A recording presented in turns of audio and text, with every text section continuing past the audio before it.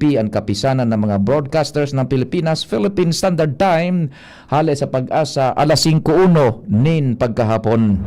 Alas 5 ring hapon, oras na para aramon ang mga maiinit na bareta kanal daw na maruluwas sa agas sa mga periodiko, radyo asin telebisyon. Erot naman ang ngunyan sa DZGB Bareta alas 5. Mga bareta ngunyan para sa aga. Erot na tinipon sa DZGB Newsbase. DZGB Bareta alas 5. Kaiba ang field reports kan Mega Force Patrol. Hali sa iba-ibang parte kanalbay asin kabikolan.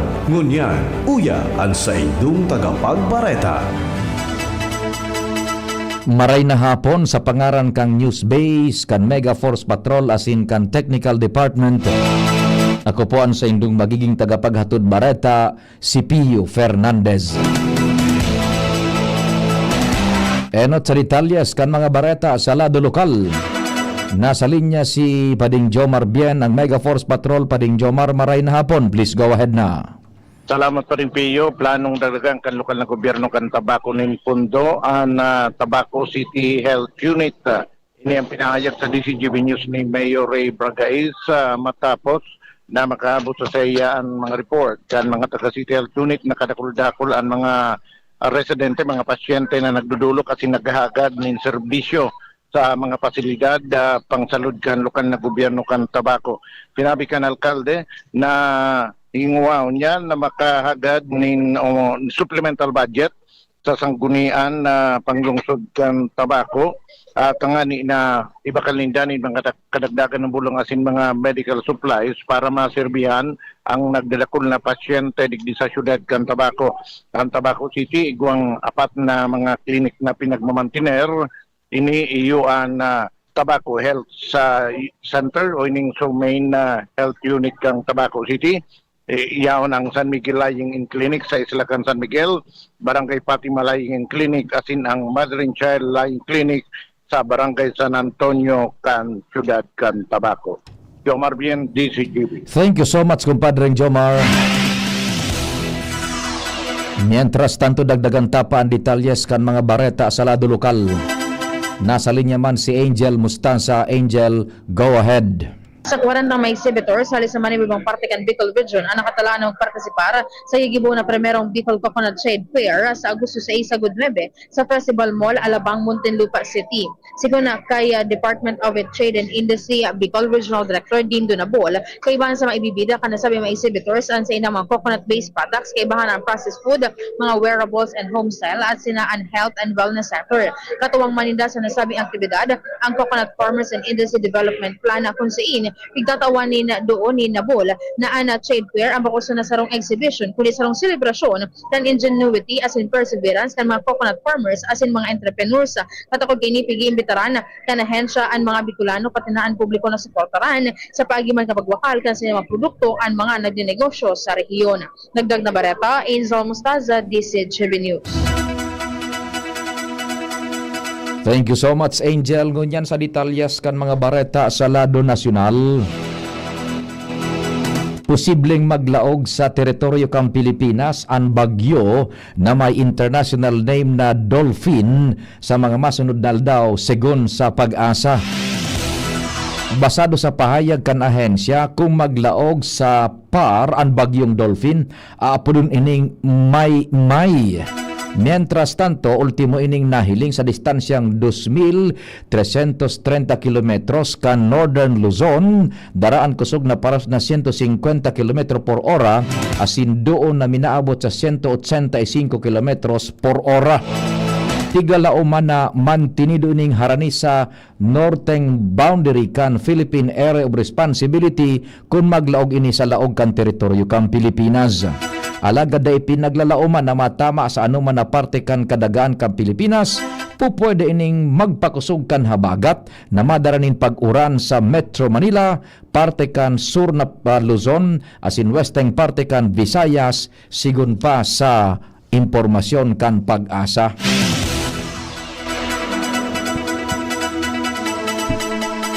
Mientras tanto, nagpaabot nin pagbabati ang Senado kay Filipino tennis sensation Alex Ayala kasunod kan makasaysayan kaining kampyonato sa Mubadala DZ Open.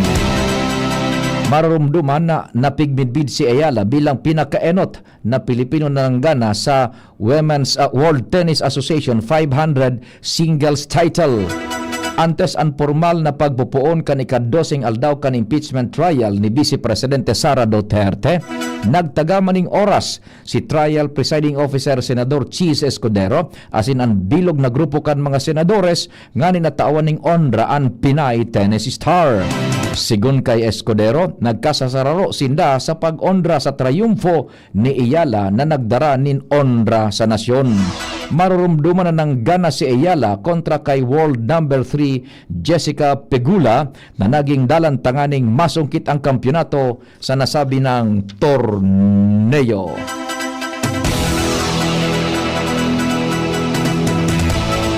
Sa iba pang bareta, pinag-inkaminar kan saro sa House Prosecutors si Vice Presidente Sara Duterte na hampangon ang pagdangog sa impeachment trial kung bumalik na ini sa nasyon makalis ang sa iyang overseas trip. Ginibo ni House Prosecutor Terry Ridon ang pangapudan sa Vice Presidente sa tahaw kan nagpapadagos na impeachment trial na nasa ikalimang semana na alagad ay panaghampang ang Presidente. Enot naman na piglinaw ni Trial Presiding Officer Francis Chis Escudero na sa irarom kan patakaran kan impeachment court bako obligadong maghampang ning personal ang Vice Presidente sa sayang impeachment trial asin pigkonsiderar na representante na ang sayang mga councils. Kunestyon man ni Ridon ang mga biyahe sa ibang nasyon kan Vice Presidente asin kung paano pinunduhan ang mga ini. Mientras tanto, nahilingan ning pagbalgar sa ley, daing resibo asin supporting documents ang ipinagsumitir na 2023 accomplishment reports kan opisina kan Vice Presidente katagod kan confidential fund sa impeachment trial ni Vice President Sara Duterte. Sa direct examination sa testigos kan prosecution na si dating COA State Auditor Roderick Wamil, ipinahiling ni Prosecution Counsel Attorney Lorna Kapunan ang tulong accomplishment reports kan opisina kan Vice Presidente na igwang petsang Mayo 30, 2023, Hulyo 11 taon 2023 asin Oktubre 9 taon 2023. Ang nasabing mga dokumentos ang ipinag-stipulate naman kan kampo kan depensa. Nakapirma sa tulong dokumentos ang Vice Presidente na nangangahulugan na inaprubaran mismo kan Vice Presidente ang mga laog kang accomplishment reports segun sa testigos kang prosekusyon na si dating COA State Auditor Abogado asin CPA Roderick Wamil.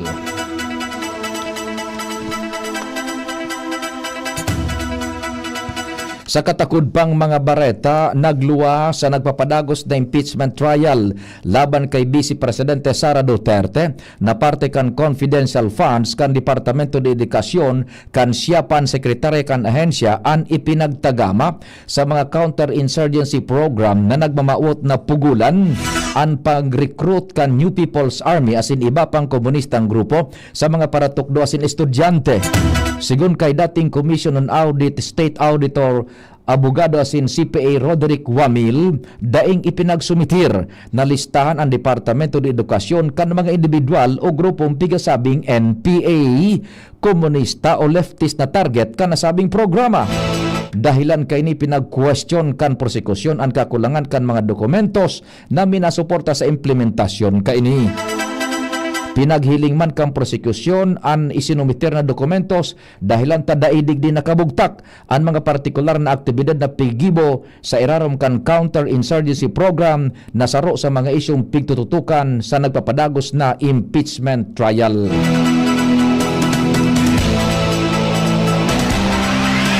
Sa may relasyon pang Barreta, ipinagbulgar ni dating Commission on Audit, Intelligence and Confidential Fund Audit Office o COA ICFAO State Auditor Abogado asin CPA Roderick Wamil na uminabot sa 40 milyones de pesos halis sa confidential funds ni Vice Presidente Sara Duterte ang ginamit para sa medical asin food aid. Basado sa mga resibong ipinagsumitir kan opisina kan Vice Presidente, nagluwas na nasabing pondo ang ipinagtagama sa mga transaksyones na daipig tutugutan sa irarong kan pigpapautob na regulasyon. Sigun kay Wamil, malinaw na pagbalgar sa regulasyon ang paggamit kan confidential funds para sa nasabi ng katuyuhan. Igwang mga resibong ipinagsumutir sa impeachment court na laog ang mga pangaran asin kantidad na sa indang naresibi. Unipon mga pangaran, Mary Grace Piatos, 70,000 de pesos. Nova Piatos, 85,000 de pesos. Renan Piatos, 110,000 de pesos. Andy Lim, 50,000 de pesos. Alejandro Piquit, 90,000 de pesos. Fiona Biong, 80,000 de pesos. Sinforoso Balsac, 70,000 de pesos. Miko Arina, 295,000 de pesos. Janice Marie Revilla, 70,000 de pesos. Patiting, 150,000 de pesos. Gabriela Bisaya, 70,000 de pesos. Sigun sa House Prosecution Panel, ang mga dokumentong ini anas na mga opisyal asin pirmado ni Vice Presidente Sara Duterte. Mientras tanto, posibleng sobra sarong bulan pa ang pagpresentar kan House Prosecution Panel kan mga testigos asin dokumentos tanganing patunayan ang mga alegasyones laban kay Vice Presidente Sara Duterte manungod sa salang paggamit kan 612.5 milyones de pesos na confidential funds. Sinabi na Senate Impeachment Court spokesperson Abogado Reginald Tungol na sa pre-trial conference pa sana nasa 31 ng trial days ang pinaghagad kan prosekusyon tanganing magpresentar kan 27 testigos asin mga ebidensyas may koneksyon sa Artikulo 1 kan impeachment. Alagad pinag-anunsar kan prosekusyon na 13 na sana imbes na 27 ang ihahampang na testigo. Sinabi ni Tungol na madepende pa man giraray ang kaluyahan o kaskas kan impeachment trial sa authentication asin identification kan mga dokumentong maabot gamiton kan prosekusyon sa pagdangog. Ipinunto digdi ang sinabi sa impeachment trial kasudma na sobra 3,000 ang mga dokumentos manungod sa confidential funds na nakabugtak sa 15 kahon na pinuunan ng ipresentar sa ika-11 aldaw kan impeachment trial. Mabultan detalyas kan mga Barreta, pakalis kan nagkapirang pagirumdom. Jericho Rosales po! Ibang level na tayo! For liver health, Silimarin plus multivitamins Liverade Pro. I take it every day with proper diet and exercise. Ang Liverade Pro ay maaaring makatulong sa proteksyon ng atay at support and aid sa treatment ng chronic inflammatory conditions tulad ng fatty liver. Mag-liver up na! Silimarin plus multivitamins Liverade Pro. Silimarin plus multivitamins is the generic name of Liverade Pro. If symptoms persist, consult your doctor. Proteksyon at tulong sa atay, Liverade Pro. May Silimarin, may multivitamins pa. Liver up na tayo with Liverade Pro.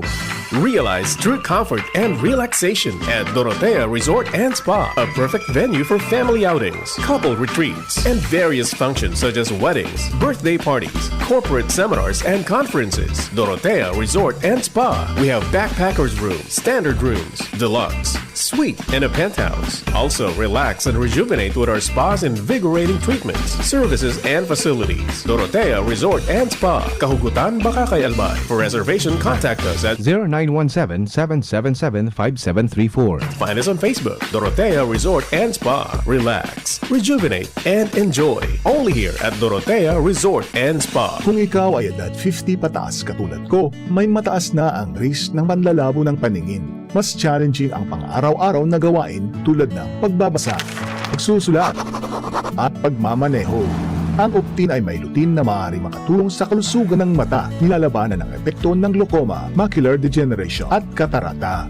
Kitang-kita ang kalusugan. Mabibili ang Optin sa mga pangunahing butika nationwide. Mahalaga ang paalala, ang Optin ay hindi gamot at hindi dapat gamitin panggamot sa anumang uri ng sakit. DZGB Barreta. Alas 5.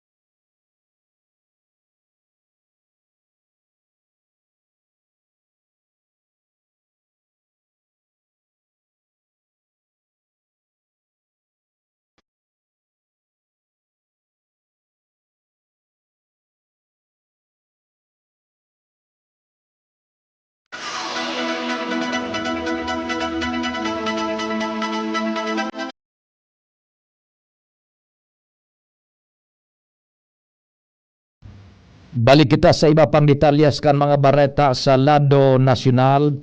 Nagdefensa ang mga maestrados ka nasandigan bayan 3rd Division sa indang naging desisyon na tugutan na makapagpiyansa si dating Senador Bong Revilla sa pikampang kaining kasong malbersasyon may koneksyon sa flood control scandal.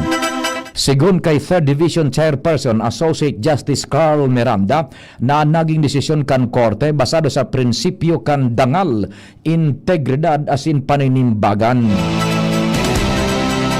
Magigirumduman na sinabi ni Ombudsman Jesus Crispin Remulla na pinaglalaoman na ninda ang desisyon kan Sandigan Bayan na tutugutan na makapagpiyansa si Revilla. Mientras sinabi ni Associate Justice Ronald Moreno saro sa mga nagboto pabor sa pagtugot kan fiyansa na natural sana ang naging reaksyon ni Remulla.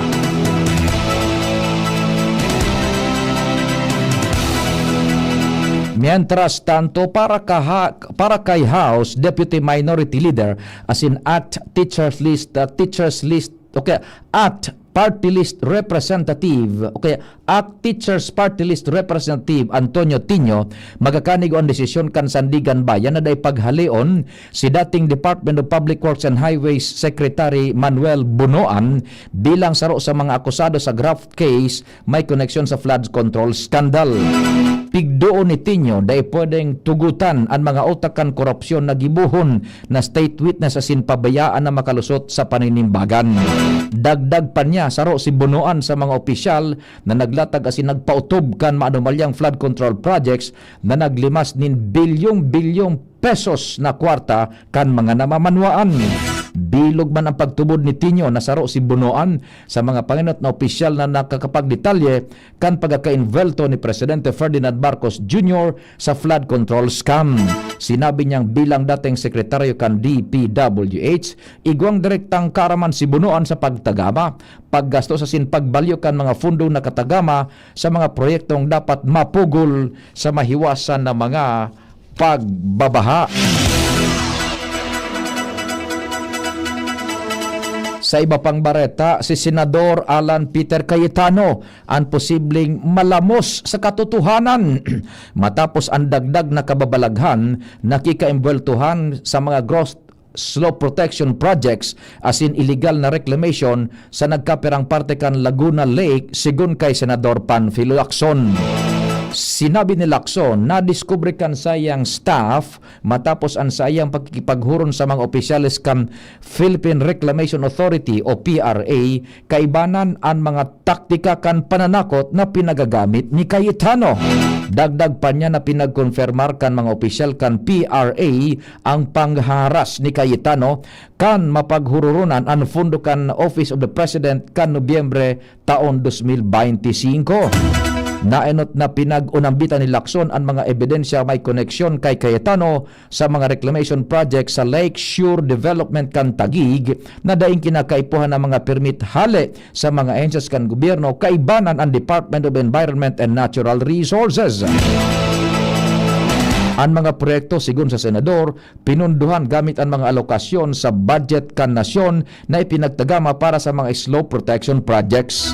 Dagdag pa niya na ang mga resource person na may kinaraman sa nasabing proyekto pinagharas, tinakot lalo na sa mga pagdadangog kan komite.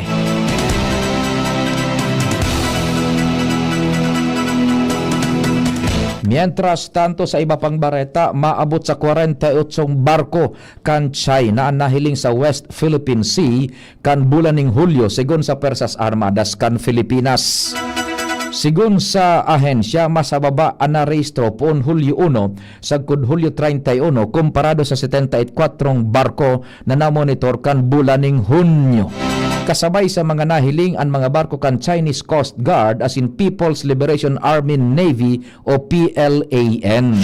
Kasabay digdi ang tulong PLAN as in 19 Chinese Coast Guard sa Baho de Masinloc, sarong PLAN as in 13 Chinese Coast Guard sa Ayungin Shoal, tulong People's Liberation Army Navy as in 5 Chinese Coast Guard sa Pag-asa Island, sarong People's Liberation Army Navy as in tulong Chinese Coast Guard sa Escoda Shoal. Inarestar kang National Bureau of Investigation ang sarong individual sa Cavite matapos magsagin-sagin na doktor asin nagpadalagan nin sarong illegal na beauty clinic maski da ining lisensya sa medisina. Sigun sa NBI, nag-ofrecer ang suspect ninman iba-ibang cosmetic procedures araw kan Jotox, eyebrow microblading, asin glutathione drips na mas hababang kantidad, tangan makaingganyar nin mga kliyentes. Ginibukan NBI, Organized and Transnational Crimes Division, ang operasyon matapos ang surveillance asin intelligence gathering na nagkukumpirmar na may illegal na practice nin medisina sa nasabing klinika. Sa verifikasyon kang Professional Regulations Commission o PRC, nagluluwas na daing lisensya bilang doktor ang suspetsado, mantang pinagkonfirmar man na daing permit so hali sa Food and Drug Administration ang klinika, asin makurehistrado ang glutathione drip na pinagagamit kaini. Ultimong detalyes kan bareta, nagbinalyuhan nin putok nin badil ang mga operatibas entry ang Philippine Drug Enforcement Agency asin mga pinagtutubodan na invuelto sa bentahan ng illegal na droga sa parking lot kan sarong mall sa Bacoor City, Cavite. Sigon sa Bacoor Component City Police Station, nagkondusir ning operasyon ang mga personalis kan PIDEA Region 3 sa parking lot kan SM Molino kan baluon na magdulag kan mga target sakay kan pulang Toyota Innova asin puting Toyota Fortuner pasiring sa exit kang mall. Dahilan kaini nagkabaradilan mantang pigbalo kan mga operatibas na pugulan ang pagdulag kan mga suspetsado sa paagi kan pagkaputok sa mga ruedas kan mga bihikulos. Mentras nakadulag pa man sa giraray ang mga suspetsado pasiring sa daang hari. Nabawi kan pedeyan winalat na pulang Toyota Innova na may plakang CBJ 2329 sa kalabaan kan Cerritos Avenue sa Barangay Molino 4. Alagad wara na digdian mga suspect na pinagtutubudan na nakadulag sa dai pa maaraman na direksyon. Padagos man ang investigasyon kan PIDEA mantang nasa sa indang kustodiya na ang na-recover na behikulo bilang parte kan case bilda pasin paghanap sa mga nakadulag na sospetsados. Sa pangarang ka nagsururat kan informasyon sa pangenot ni News sa supervision ni News Director Mardila, Nicole Ann Gloriani, Jen Matthew Balyaran, Mega Force Patrol sa Master Control si Compadre Nalbaldo, sa IT si Jerome Nico Martinez. Ako po si Pio Fernandez. Salamat, Diyos marhay na hapon. Ready to experience exciting rewards and luxury gaming? With New Star Online, get a chance to win through multiple daily leaderboards. From bingo big wins